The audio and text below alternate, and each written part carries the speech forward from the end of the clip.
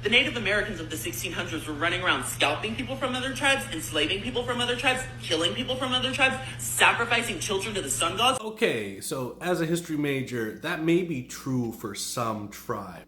But the problem with that kind of thinking is that Native Americans were never a united singular group. The concept of Native American as one people is an afterthought of settler colonialism. And secondly, even if Native Americans were groups that were doing conflict and violence against each other, that does not justify settler colonialism, rape, stealing of land, putting natives on reservations, leaving them mired in poverty even to this day with brown water. Whites living off of the wealth of the resources of the lands that they stole from natives with force and rape and military and cultural genocide.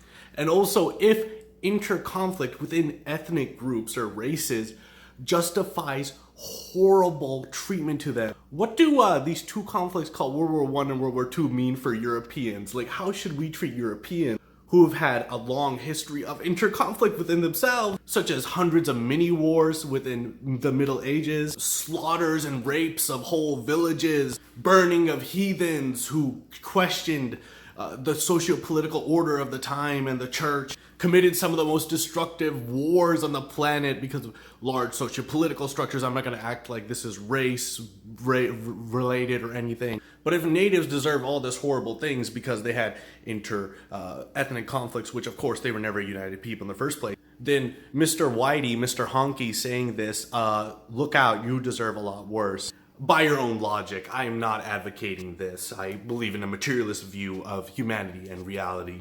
Same goes for the claim that African slavery was justified within the Americas because other African tribes were selling Africans into Africa. There was no united idea of Africans before colonialism.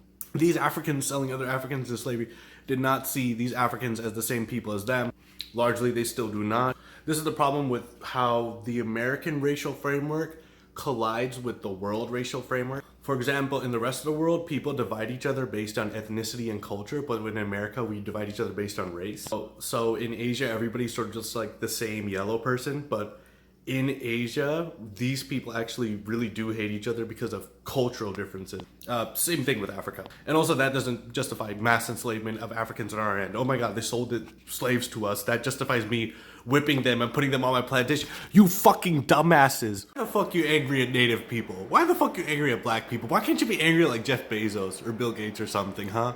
Why can't you be productive? Why can't you hate rich people? Why you gotta hate the minorities and the gays? Why you gotta be Nazis? And of course, finally, his framing of natives as like all savages that were scalping each other and sacrificing babies to the sun god, highly reductionist of the complex native societies that there were there in the Americas. There was the Powhatan Confederacy, a very complex socio-political organization that was based on peace and cooperation.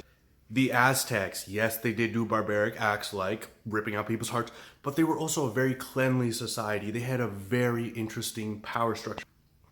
The Incas were a very egalitarian society that redistributed resources based on needs. That's not really something we see within modern day. The Iroquois Confederacy, one of the most interesting developments based on cooperation, love for each other, and a system of representative democracy that was revolutionary and founded hundreds of years before liberal Europeans even came up with that kind of representative democracy.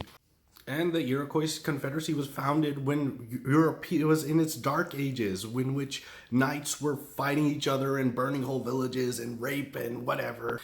Ultimately, this honky liberal just presents a Peter Pan version of Native Americans that completely reduces all the complexities of the native tribes, their beautiful culture, and their amazing achievements, many of which were genocided and crushed and killed and destroyed under settler colonialism, a system of mass violence, a system that still enacts mass violence on millions.